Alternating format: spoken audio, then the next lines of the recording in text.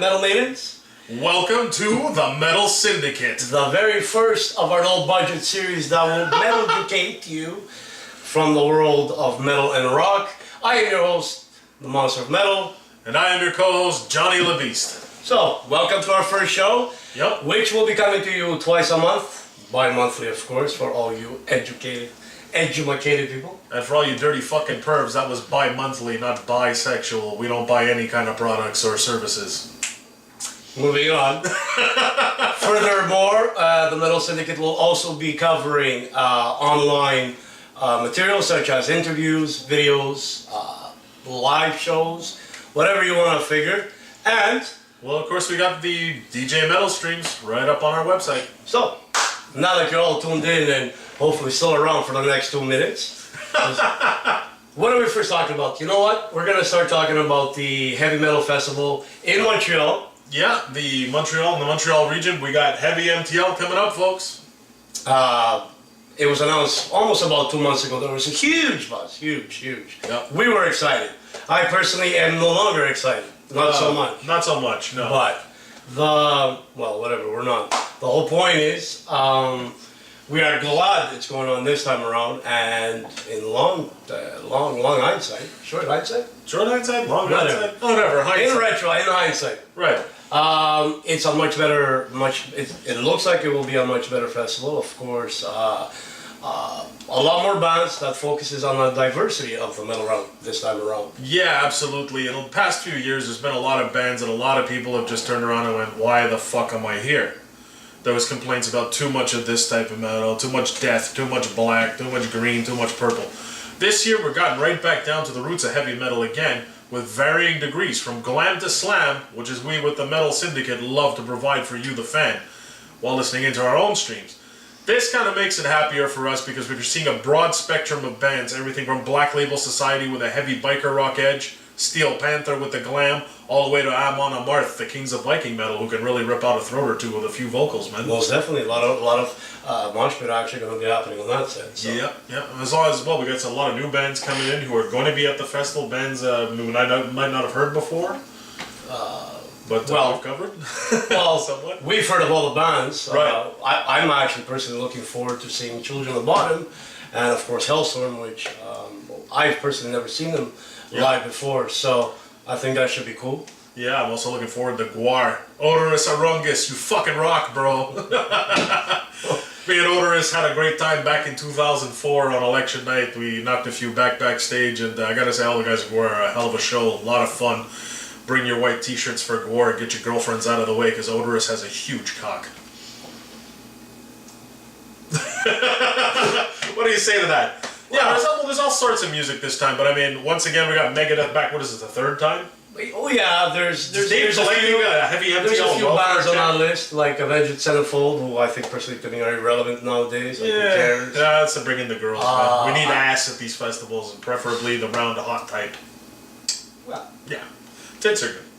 Tinsel. Yeah. You know, we're seriously running out of things to say. Yeah, about Heavy MTL. Well, also we got God's. Well,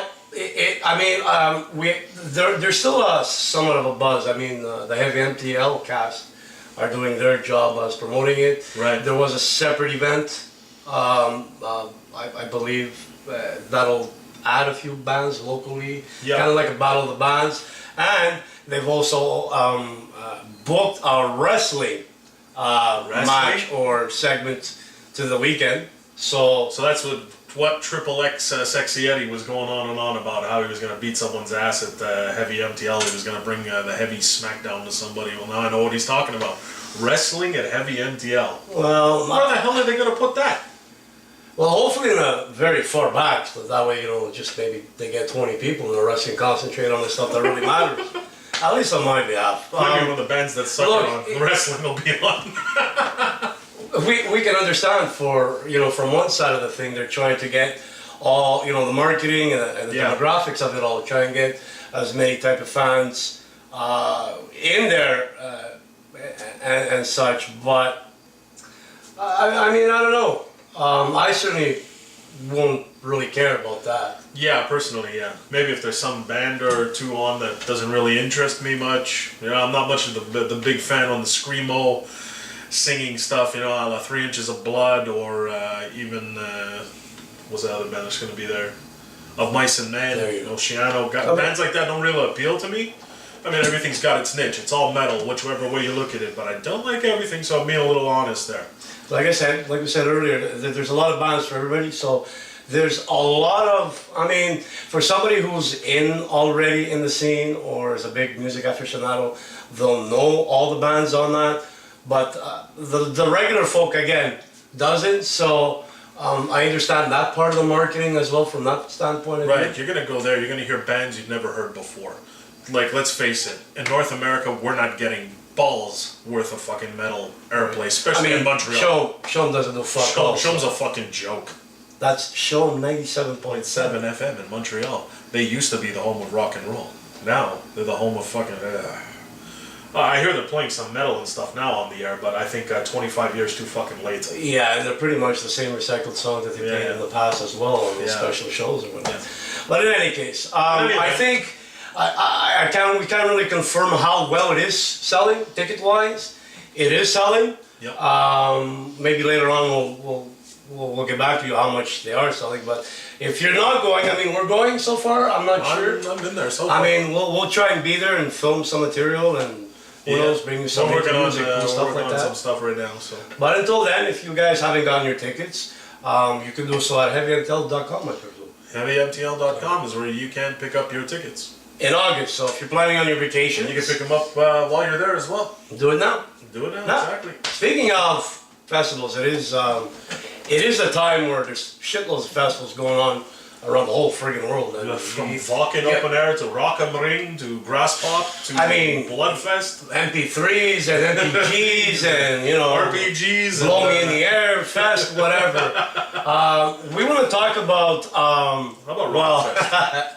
We could talk about the Rock Fest. Let's talk about there's a bit of a controversy behind Rock Fest. It happened, yes. It did happen, I believe, 2 weeks ago, almost 2 weekends. Yeah, it's about 2 weekends ago. I mean, there's been a lot of backlash, actually, over certain artists being required to pay to play. Well, the only bitching we heard were from local acts, and I'm sort of confused on the matter, as in, I don't know what they're upset about. Are they upset about the fact that it's a festival and they have to sign contracts they didn't understand, maybe?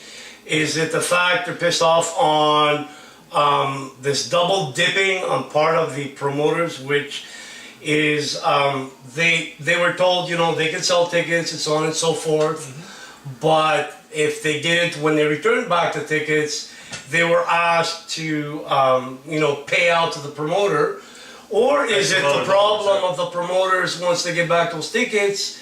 Did they really get upset at the fact that he had to sort of double dip and resell tickets that were held on to for maybe a month, 2 months, and weren't, which could be considered as lost potential revenue on behalf of I mean, what do you think this is about?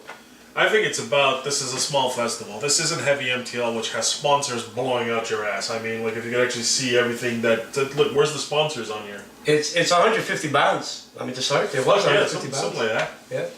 I mean, it's going to be huge. I mean, there's a camping area that requires expenses. I mean, people are going to pay that, sure. Promoters have to make money. I mean, did you see some of the fucking acts on that? Yeah. Manson, Cooper.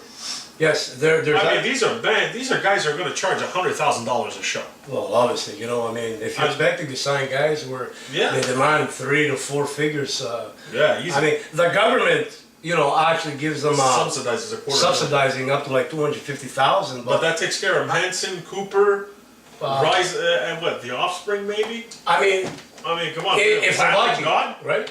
Anthrax, Dropkick Murphys. These guys are going to cost you in the neighborhood. Easily in the neighborhood. We're already getting called. That's awesome. I mean, it's going to cost you easily in the neighborhood of 25, 30, 40 grand just for those guys alone. I mean, Anthrax, what, about 25,000 to bring Anthrax in town? I mean, at least I would assume. I would assume, yeah. So, I mean, Cooper charges almost 100,000. Again, I mean, I've talked around, I've seen a lot of the people bitching, and most of the large amount of bitching has been unsigned bands. I think they fail to see the whole whole issue of organize such an event of that size. I mean, look, I mean, logically speaking, it's a production that costs a lot of money, a lot of work, a lot of employees to pay off, and I mean, it costs. So, I mean, is it the fact that, I mean, it can be that. So I'm presuming it's either the double dipping or the fact that they had to pay out the tickets that they did not sell.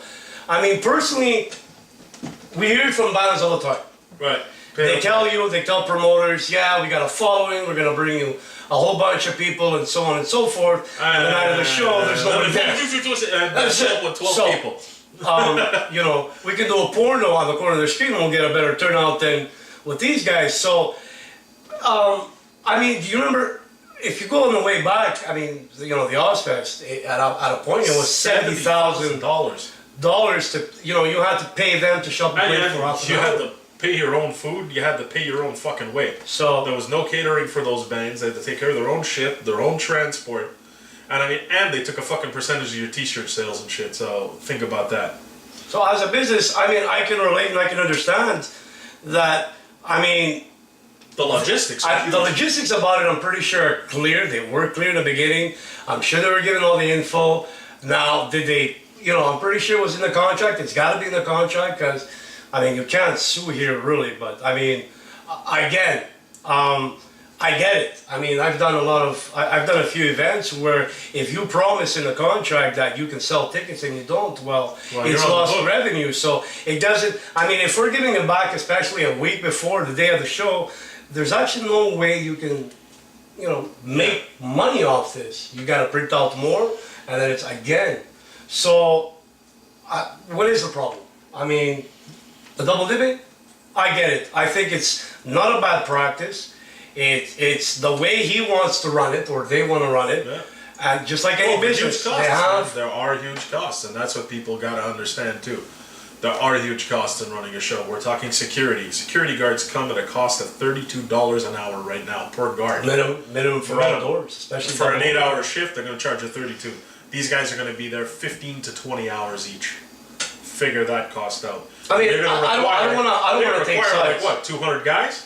Yeah, I don't want to take sides with anybody, but I can really understand, and I don't see a problem with the double dipping part. I mean, well, yeah, I mean, obviously, I mean, they're there to make a profit. They're not here to do this out of their fucking. Well, initially, the whole idea is for them to pay off, you know, make you know, at least break even, and. Well, yeah, that's it, man. I mean, to try and get ahead. I mean, they got site costs, toilet costs. Hey, this stuff piles up, man. And the other issue they is have to pay up front. Of course. That's the other part. The other issue is, you know, some guy, you know, actually divulged it. It was in the Devar. I remember the first time I saw it, and the reporter stated his practices were unconventional and whatnot. I'm pretty sure if he looks at other festivals from around the world, I'm pretty sure the logistics and the rules are quite similar, if not the same. And, you know, look, it's obviously they've spoken to lawyers and insurance companies, so yeah, I would assume they know what they're doing. Let's not discuss insurance issues. You know, we know. I mean, just that alone is probably going to be at least a $6 million insurance policy where you pay out. The crowd that big, you're looking at maybe $100 million insurance. So, liability. Well, whatever it is, so you're going to pay about 10-15 insurance just for that one show, man. So long story short, long story short, I still don't know what the problem is. Yet everybody was bitching, and well, maybe it's, you know, the same sort of bands who have the same 50 friends who are going to the same 50 the same show, all the same 50 people all the time. Well, you can't sell 100 tickets when, you know, you guys are 6 bands sharing the same 50 fans. No, of course not. Of course not. Yeah. It's good to know that we actually found. I don't think we found a solution. Not a solution, but I mean, there's more to the story. There's more to the story. It's murky, but you know what? It's a business. At the end of the day, it's a business, and I'm pretty sure they covered his ass, and I'm pretty sure it was in all the documents, and I'm pretty sure they should have all read the terms and conditions of. And speaking about covering asses, and let's talk about another festival that's coming up. You're one of your favorites. Oh, my favorite. One of his favorite all-time musicians here. God. Yes. And when I use the word God, I think of a toilet. And when I think of a toilet, I think of Megaturd. Megaturd, also known funding the Giganturd. Also known as the fund the David Mustaine bankruptcy sale. The Gigantour. What about they're here in Montreal in August? Yep, right here. Check, right? Oh, look at that. August 10th. August 10th. Ooh. 10th. Right. 10th. One day before Tirana. Tyrannosaurus Rex. So, how do you feel about that lineup? We got some good bands on it this time around. Dave had a few in the past that were questionable. Newstead's going to be good. But again, are we going to see them at Heavy MTL? Black Label Society, Heavy MTL. What is this gigantoid takeoff thing from Heavy MTL? Well, and then come back with the same bands again, including Hell Yeah. And like I said, it's never perfect. You can never please everybody. That's a given. But hey, man. Talk about double. we're gonna get free tickets. We're talking about double dipping. Come on, seriously? And Device, please, Draymond, stay home and sew your fucking mouth shut. Holy fuck, I couldn't stand this guy was shit back in the day. Every time I heard that song, I ran around the pit and the fucking dentists were making money the next week. Nevertheless, they seem to be good bum buddies. There's a whole bunch of Christian. We'll see that on here. Whatever. We might sentiment in there. Not that I myself am an atheist or anything of the sort. You got a religion, that's fine. And your belief is your belief, and I'm all cool with that. Except in the case of Dave Mustaine, because he's a two-sided faced bastard. End of the fucking story on my part. Super. It just keeps coming up.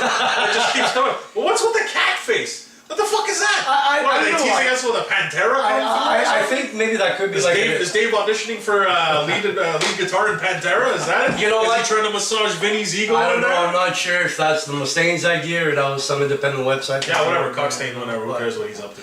It'll definitely help in the sales of the new Super Crapper, Collider Crapper.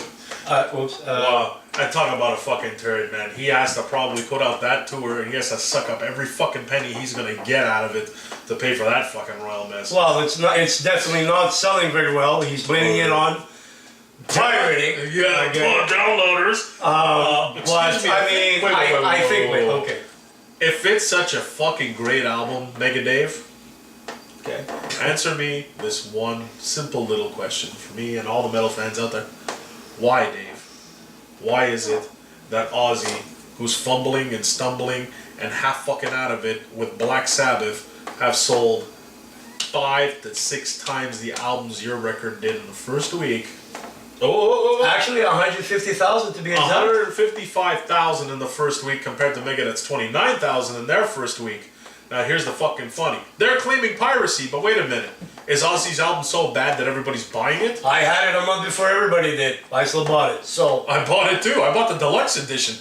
I wanted fucking all those extra songs, man. I definitely did not buy the Megadeth album, that's for sure. Okay, I'll admit, I downloaded it. I took one fucking listen. It ain't in my computer, man. Well, don't worry. We've already actually featured it on one of our broadcasts on our website, which you can find on Facebook.com. By the way, Dave, I borrowed the CD. It wasn't pirated.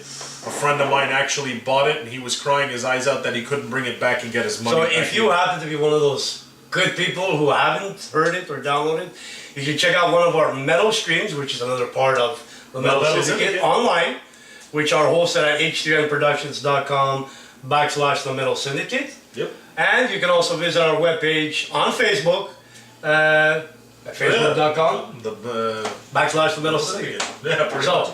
That does it for the first section. Let's go on with some videos. What do you think we... Well, we're probably going to get sued, but we love this part of the segment. So how about we play the brand new Children of Bodom video? I pretty much enjoyed the first. Hey, we're delivering the news. You can't sue us because we're considered news. We're journalizing. So therefore, we're going to show the video. And here it is, brand new from Children of Bodom, here on the Metal Syndicate.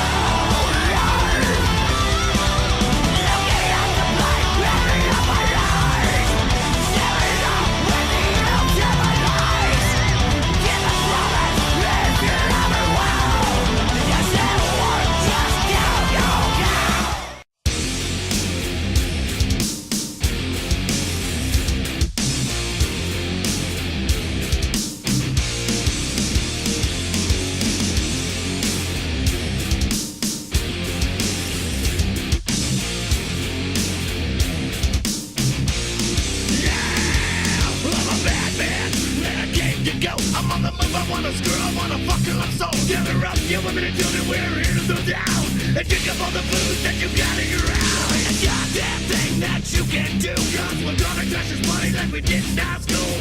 Tap up the barrel, twist up the weed. All that time degree, it's all time now, so everybody scream. Let's get fucked up till we fall down. So everybody get drink, drunk right now. Let's get tore up till we're face down. Cause the hell yeah, drink, drunk, I'm backing down right now. To all the hellions all around the globe, slam your fist on the bottom and around our shots. Half rocket joint in a bottle of booze. I can't walk a straight line, but that's the life I choose. I'll be an animal, but I'm bringing the hope. If this morning was the Vatican, then I'd be the Pope. Tap up the ganger, twist up the weed. All that time degree, it's all done now, so everybody scream. Let's get fucked up till we fall down. So everybody get drink, drunk right now. Let's get tore up till we're face down. Cause the hell yeah, drink, drunk, I'm backing down right now. Let's get fucked up right now. There's only two reasons that we showed up here right now: to party and kick some ass. And we're almost out of beer. There's only two reasons that we showed up here: to party and kick some ass. And we're almost out of beer, yeah.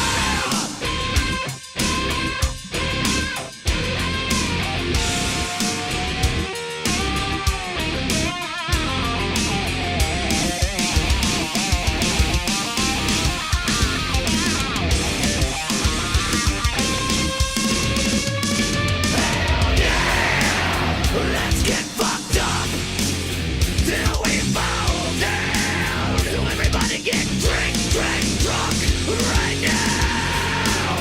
Let's get tore up till we're face down. Let's all get drink, drunk right now. Get up right now. Get up right now. Get up right now. Get up right now. Get up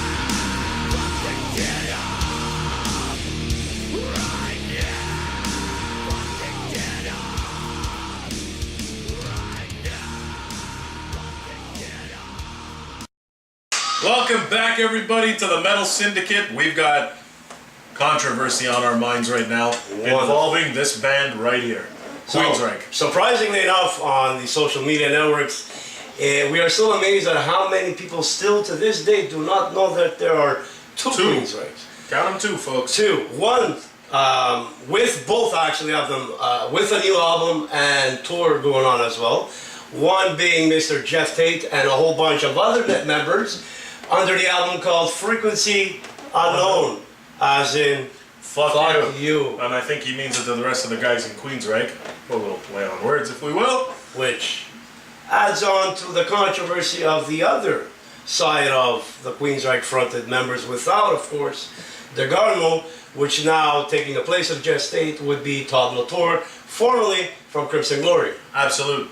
Now, fans are really confused at times showing up. Well, where's the rest of the band? Where's this guy? Where's that guy? Well, here's the point, in fact. Geoff Tate was fired from Queensryche several months ago after apparently a litany and a list as long as a block from the rest of the band members. There was incidents going on backstage apparently where he chased after people with knives. There's been incidents of him attacking and assaulting fans. Spitting on people in Brazil. There's actual video of all this stuff. Even furthermore, there was another video just maybe recently, a week and a half, 2 weeks ago, where he took out his frustrations on an actual fan at the show, where he took somebody was filming. He took his phone video, yeah, and pretty much threw it back to wherever he was, And Well, it's just a really shitty way to treat your fans. now the thing is here. Now this could be actually ruining, hurting his record sales as far as the album is concerned. We don't actually have the numbers for the Todd Latour fronted Queensryche, the self-titled Queensryche album. We don't have those numbers, but what happened was in retraction or non-retraction in response to that video, most recently, Todd Latour actually did the anti-Tate, as we come to think of it a little bit here. He picked up the guy's cell phone, guy was filming the show. Todd Latour reached down, picked up the guy's cell phone, started singing into the cell phone, showed the guy, walked across the stage, showed all the band members playing, walked around and even climbed around the drum kit and made sure the guy got a view of the drummer playing while he was singing the whole time. Let's mention that. Yeah. He was singing. He was singing the whole time. While performing, actually, and this was actually in Regina, Saskatchewan. So yeah, that video as well went viral. And then the shitstorm came out. that really kicked off the shitstorm. You know, the funny thing is, I previewed the whole Queensryche album on one of our streams recently. Fabulous, by the way. You didn't do the Geoff Tate version. No, I didn't. I wasn't sure which one you were doing. Well, there you go. I mean, the confusion was it wasn't getting a lot of popular feedback. I mean, in my personal opinion, I'm not saying the Geoff Tate album is a bad album. It's a very different album. It's a good Geoff Tate solo album. Yes, you know, I mean, it could have easily been Geoff Tate, but we all know that he's pocketing on the idea of, you know, using a Queensryche name to further sales. Right. On the other hand, the Queensryche album again is a lot better, but in the sense of I think it's more inclined to what the fans have been asking and wanting ever since Promised Land. Yeah, that's it. It's more of an organic, down-to-earth, actual Queensryche record. Something we're more accustomed to listening to. Something we've grown with from the beginning. You know? And well, the idea was, I don't know what's going through Jeff's mind, you know, I mean, there's still a whole bunch of controversy, there's still court dates. So this has got to be fun. Well, how do you say this? Is it an ego problem? It's probably an ego problem. Could be a mental health issue. I mean, we can't speculate. We don't know the guy. We don't know, but it is very confusing. Actually, they were in Montreal. Geoff Tate was in Montreal. And his all-star band of Queensryche tribute, if you will, was here, and we didn't know until the day before. The day before the show, exactly. So I mean, it was, we don't know how it went. What the hell's going going on? You can listen to the new Queensryche album. It's available in full, both of them, on our radio streams. But if you don't like our metal streams, then you know you should stop watching our show and completely rid you off the planet of this earth. But it's available also on Century Media through the Queensryche website. Now, which is interesting. Which is interesting because these guys were killing each other over the website. We're talking a whole legacy of records. We're talking 2 labels, 2 record deals. Same band name. I mean, this is a shit show. It is quite confusing. This is all coming down to November. Well, apparently, yes, the court date was supposedly sometime November, where the ruling who will have full privilege of the use, name, whatever it may be. In any case, on the band Metal Feuds, you know what? Give us a shout on our Facebook page. Let us know what you guys think is the best metal feud in history. And please don't mention Metallica, because... Oh, for fuck's sake. Because you gotta bring up that guy again. Alright. Megadeth. We're done on this controversy. We wish we could tell you more, but I'm bored. I'll stick with the Todd Latour fronted Queensryche. Personally, yeah, much better band all the way around in my opinion. So, we'll give you guys a couple of more videos, and then we'll come back with some more stuff on the Metal Syndicate. Yes, we're actually gonna delve deep into the best and the worst of the year 2012. Why in July, you ask? Because we fucking feel like it, man. Because there's that many fucking records to go through. See you later.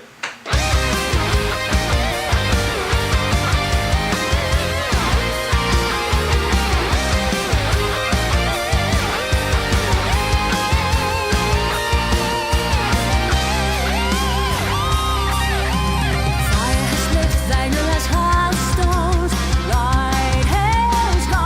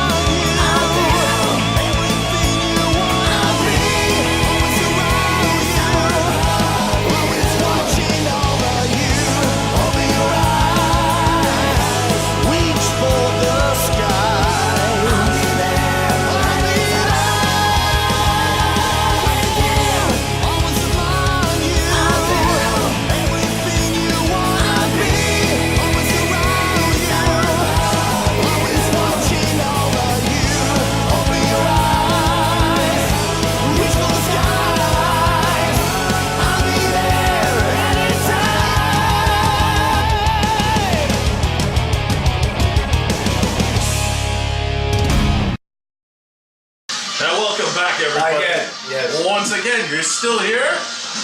Fuck, you must be a metal fan. Well, you really must not have life.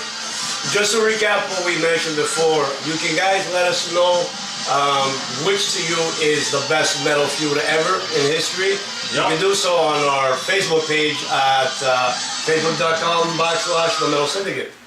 Alright, we just rolled past our best of albums, and well, I guess we're here now. Well, we're doing them in June because, well, again, we feel like it. There's just that many fucking records to go through, so... And our list is based on a total number of about 2,500 CDs, so... but before we do, we're actually getting some questions already. Alright. Really? The first question is, actually directed to me, am I Italian? No. No. Why? No, it's, I'm using my hands because, I don't know. Maybe, I don't know. I don't know, I could be in heat. Doctors really can't find the actual... What about the Damnation Angels? It could be the Damnation Angels, it could be, I'm very excited. They're on your list of best albums. They are, actually, so that's the first album. Originally it was released in 2011, Japanese import, and then sort of in 2012 it came around. And that would be the first album I want to talk about. Interestingly enough, I'm probably influenced because if there are any Roy Khan or Camelot / Rhapsody fans out there, it's pretty much an album made for you. Yeah. It is the type of album where it is, it's got a huge production. In other words, it is a concept album. Very personal views, some political views in accordance to the band. And the singer, also known as Pellick, is, I mean, the spitting image of Roy Khan. So that would be the first reason why. So if you're a Camelot fan, you're really into these guys. Yeah, I've always loved and I've always paid special attention to with bands and really strong vocalists. Because on the other flip side of the coin, the constructions of the songs are so wide, so large, and so carefully spliced or put together that without a foundation for a strong vocalist, I don't think it would work. So it is power metal, it could be progressive metal, and that would be probably third reason is also considering it's gotten a lot of playtime. Over a year later, it still works. Yeah, there was also Jaded Heart you were pretty big on as well. Yes, I am. But what have you picked? I mean, for well, what's your first choice? We got Pentagram right here. Yes. Yeah, I remember hearing Pentagram as a kid. My old man had a couple fucking albums lying around. Given that I'm graying, it tells you how long Pentagram has been around. I like this album. For those of you who failed to show up to math class or never learned Latin, that's MMXII, meaning 2012, which was the name of the album. I was actually impressed. They'd come back with an album the year before, and I was like, okay, this is really cool, doom stuff. But on this one, they pick up the tone a little bit, and I think they really have begun to, you know, over time, actually evolve into a really good band. So, I mean, if you're really into doom, you like slower, you know, meandering kind of music, a little jive to it, definitely the Pentagram album. Would you say there's enough progressive tones in the album as far as the structure? I would say there's a little bit of a progressive tone to it. I mean, the production, everything is just top notch. Really. For those who are not guys, familiar with them, what's the closest? I mean, not their history-wise, but album-wise. Where does this fall in comparison to something else? It's hard to say because Pentagram's kind of a band that's evolved over time slightly. I mean, they haven't really changed at some points. They're kind of the same, yet kind of different. There's just a very good different vibe. These last two albums they've really put out have been frickin' fabulous. I mean, I remember listening to them as a kid and then completely losing track of them over years. And then out of nowhere, they came back after 25 years, a couple of years ago, back in 2011, put out a record. Now they got 2012. And I'm looking forward to something in the near future. It's unbelievable that a band can be away that long, come back and deliver a fucking solid album. Well, I mean, we're both in agreement. If it was solely up to me, I would think it would definitely merit an honorable mention as far as best albums are concerned. So, yeah. Again, not my top album of the year, but one of my favorites. And I thought, you know, we're going to talk about a lot of new bands, obviously, coming down the pipe. But to have a veteran band come back and deliver so fucking solid, man, it's... Well, we keep getting asked, can you nail it down to your top 5 albums? And personally, wow. I really don't think so. I had 150. I was just eyeballing, going, yeah, but this one's better this way, this one's better that way. It's really tough to choose. Okay. But I chose on the merits of them being older. Let's not pay attention to this guy. We're going to get to this later on. Oh my God. The other album I've actually want to talk about is a band that's been out for a very long time. I think this would make it their 11th album, and this would be Jaded. And what marks this as a choice is, of course, when you have melodies and harmonics in an album, that is always a plus. Again, a good foundation for a good vocalist. Yeah. So, and not putting death metal bands aside, per se. I mean, there are some great death metal bands out there. Just, kind of personally, you and I both like a good, clear vocal. Sometimes we like a good scratch in there. Well, the thing is, with this vocalist, and we mean this by, it's the type of album where, if we go back all the way to 2007, it was the type of band where they got rid of their original vocalist. I believe his name was Bodom. So, the other reason this album is on the list is because the fans have gone divided, and with the final product of Jaded Heart is, I believe it's the blueprint of an album from where they will be from here on forth. I mean, they showed it on the 2009 release, which was Perfect Insanity. You can tell there was a little harder edge to it, the album, but strictly leaning into the heaviness. Now this is more of, it combines the older roots, the Bodom roots, with the melodies. It's still heavier, and just maybe play a little louder. So it's kind of been refreshed with the... And it's a good heavy rock, A&R if you really want to call it as well, with some heavy connotations in there. And again, their fans are divided, so they don't know which side. I mean, do they like it? And personally, on that note, like we mentioned, I think this would be the solid foundation where they will be going from here on forth. Heavy melodies, catchy melodies, a diversification of ons and offs, and I think it's, hey, you can still sing along. Well, 11 albums later, and we've been listening to metal since we were kids, man. I was brought home to Black Sabbath, man. So you gotta figure that the guys like us can sit here and listen and critique a band. This on the 11th album, and it sounds that fucking good. Is it their best album?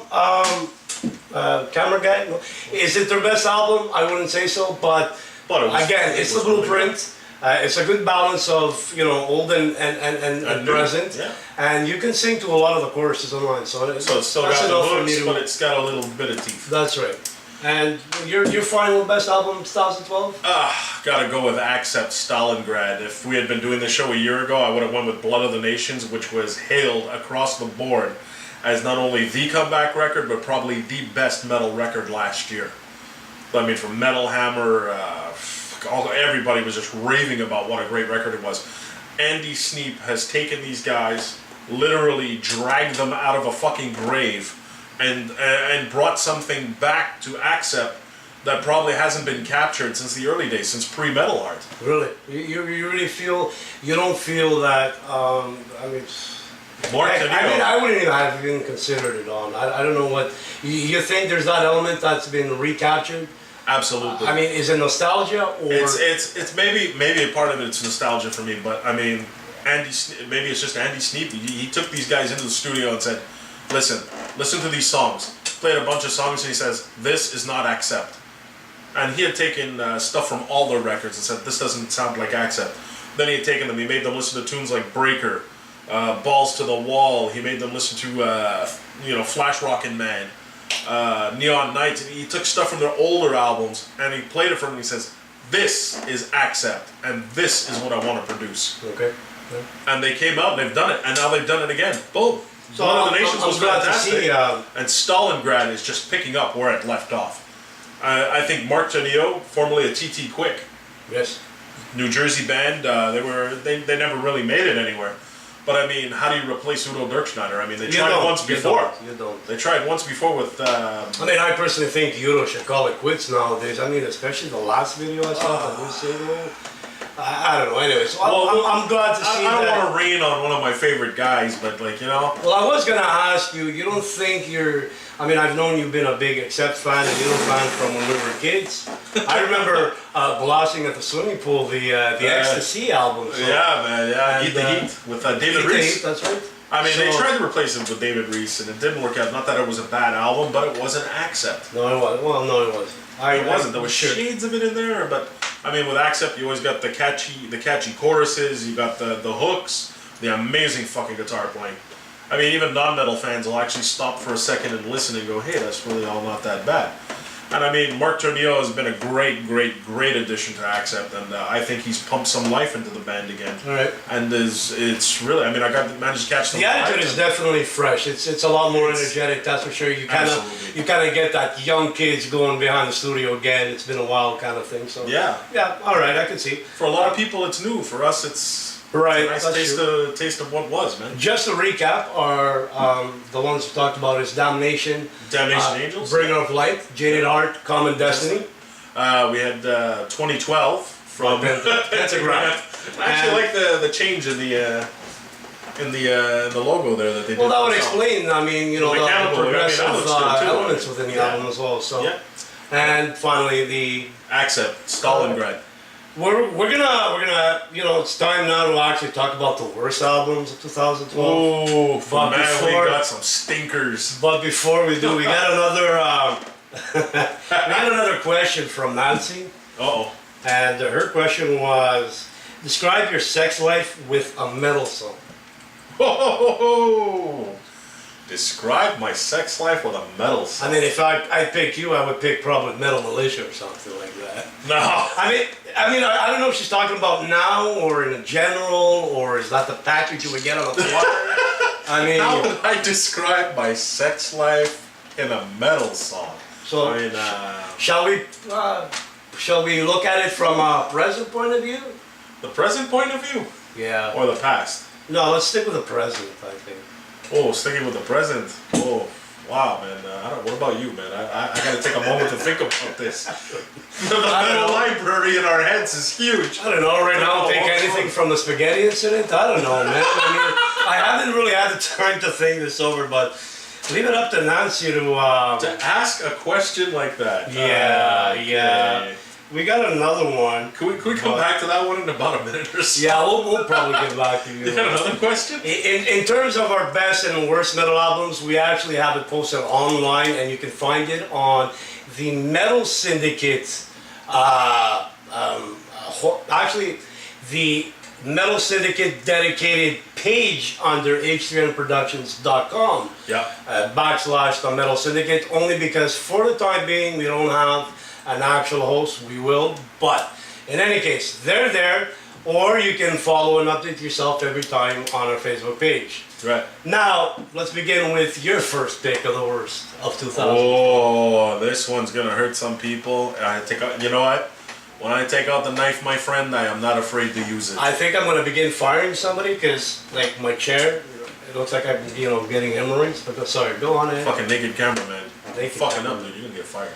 Wow. All right. Steve Harris, British Lion. Oof. Oh. The only thing quality about this record is the cover, and Steve Harris is playing on it. Cover? No, it's coming. All right. Well, we're done. But we'll get to it. Anyway, great cover, great looking album. I'm like, okay, this isn't bad. I put it on the first time. I bought it. I don't want to shoot myself for buying it. Don't worry, Mega Dave. 2013, you're already slotted. We can do that one in January 1st. Super colon collapser. Okay, no, that stupid other question's really gotten my mind. We'll get back. No, it ain't Super Collider. That's not my. So it's honestly British. Yeah, British Lions is really. It has these brilliant moments where it's like, fuck yeah, this is great. This is up tempo. This is good. This is okay. I can hear Steve Harris. There's the Maiden influence in there. And then the guy opens his mouth and just the fucking song, just the riff drops off, some fucking goofy rhythm comes on. I can't listen to it. I've tried. 5 times in a row. I've gone back. I've tried an individual song here and there. Catchy riffs, good hooks. The guy opens his mouth and the whole fucking song collapses. The sales were actually kind of weak, but I think it might have a lot to do with the fact that a lot of people were expecting a lot of Maiden in it, but it just... Well, even Steve Harris said there wasn't going to be a lot of Maiden in it. No, but there's also the fact that we know it's something that, you know, throw Steve Harris's name in there, and we'll basically do what Iron Maiden wouldn't do, or... Yeah, I mean, that would Bruce Dickinson wouldn't do. No, you know, I mean, would it be? No. It's, I don't know. You know, they took Steve Harris's name to try and push the project over. If it would have been called British Lion, I don't think maybe everybody would have took a sledgehammer to it the way they did. Like I said, there's great riffs on there, the guitar playing, the production is fantastic, sounds great. No, go on. Low budget entertainment, folks. Okay, but really, I mean, you know, I looked at the album cover, I'm like, okay, great sounding songs on it, you know, like Judas, and I'm like, ooh. I was all excited. And then it delivered, and it was just, like I said, you know, sound was great, this, that, the singer just kills the album completely.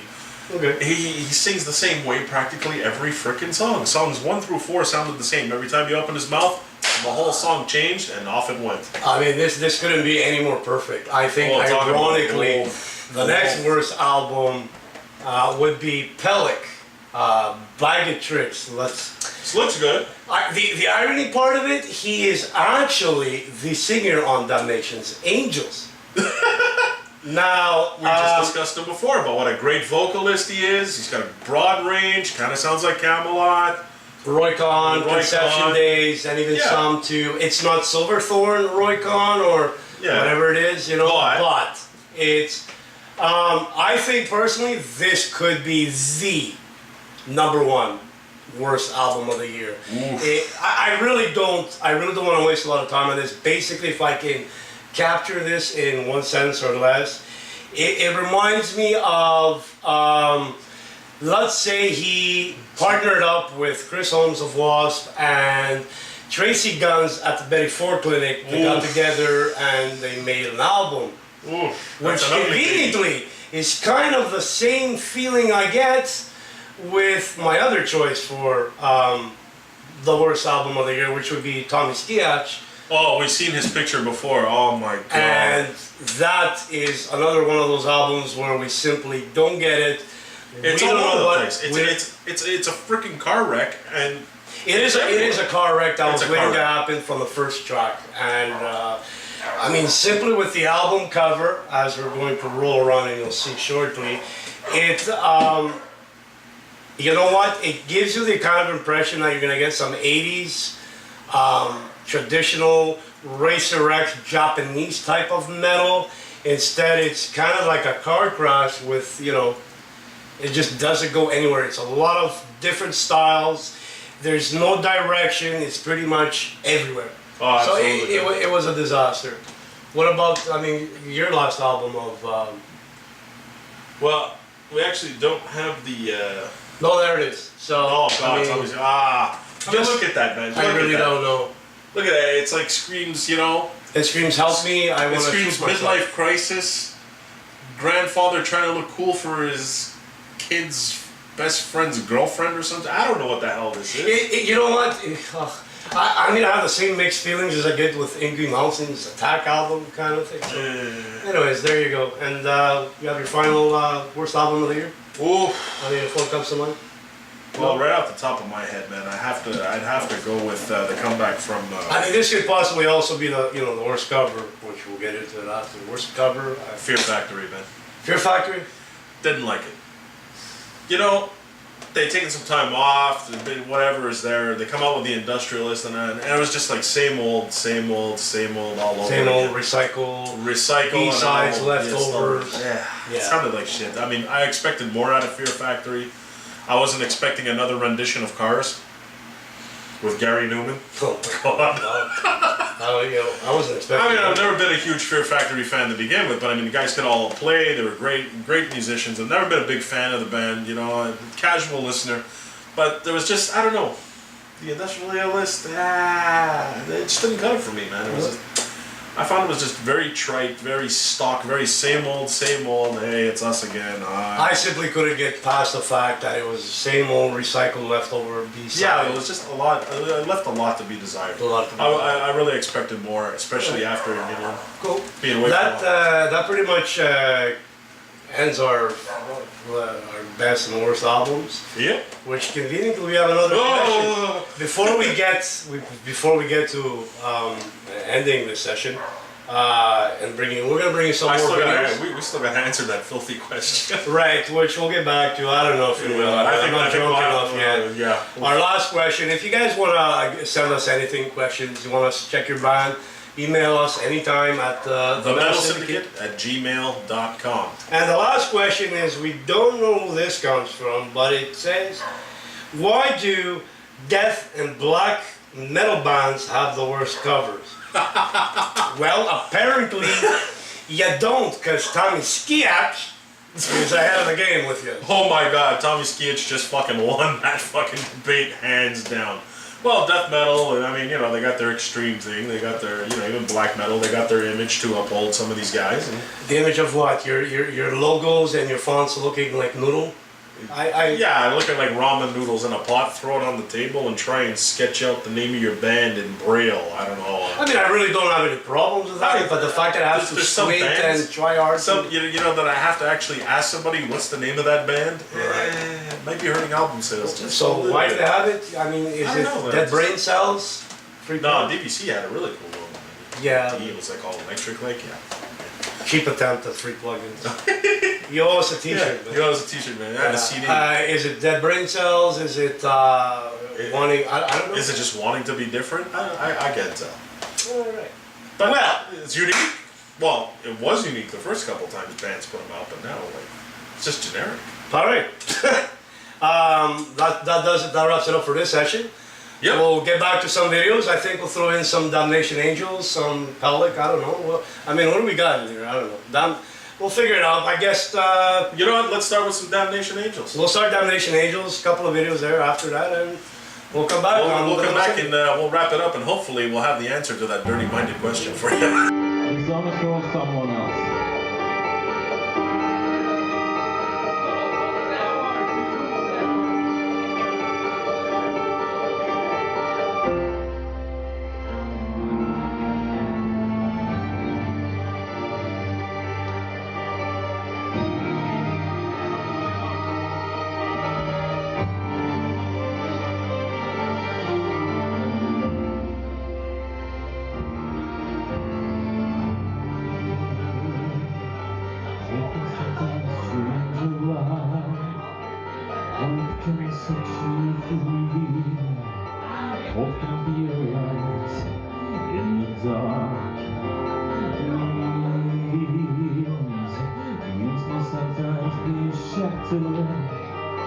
Dreams might even fade away. The dreams can give you hope inside yourself. Me, I gave up long ago. I lost my hope, I lost my dreams. I became someone else. You still remember me. Do you know, do you see what I really am?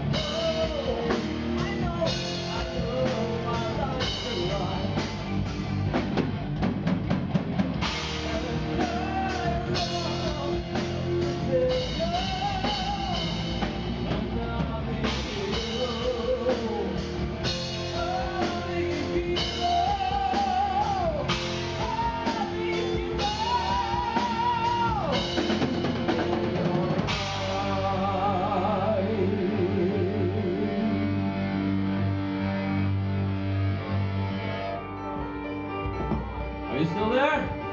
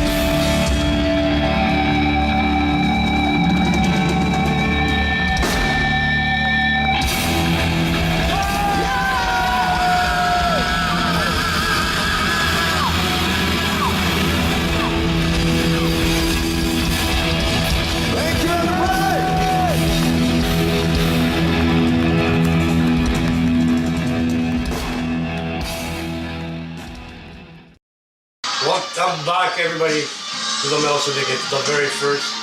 We're almost at the end of our show, but we can't end it without, we know the anticipation, we know it's out there, Nancy's still waiting. All right. So, well, yeah, let's answer that sex question. Your sex life in one song, or... I know I'm going to get killed by my significant other, but I don't know, man. What about you, dude?